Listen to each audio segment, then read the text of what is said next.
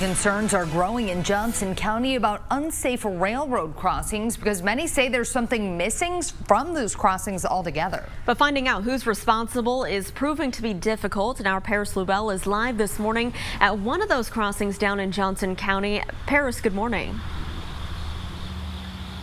Lauren and Meredith, good morning. The one thing that's missing is those crossing arms that come down when a train's about to come. Now, this is County Line Road. There's 2 lanes in each direction. This crossing doesn't have them, and in fact, most of the crossings in Johnson County don't have them at all.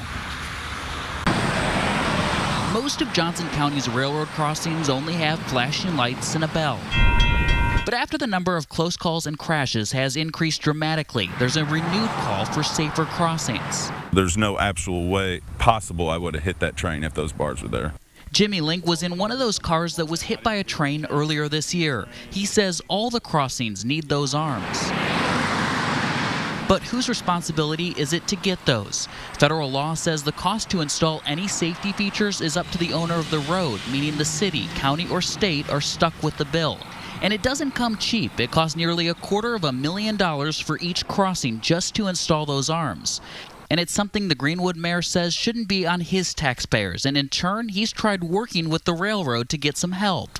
When we first reached out to the railroad, Louisville in Indiana, they told us they couldn't ever recall meeting with the Greenwood mayor. The Greenwood mayor instead telling us he's met with railroad officials multiple times in his office.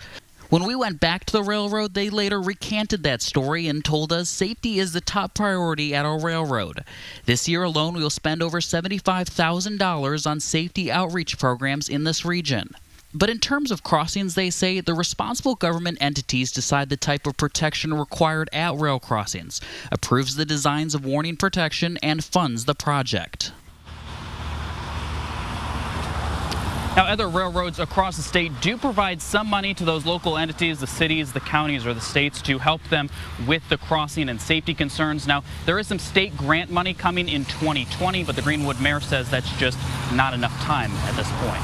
Reporting live this morning, Paris Lubell, RTV6. Paris, thank you very much.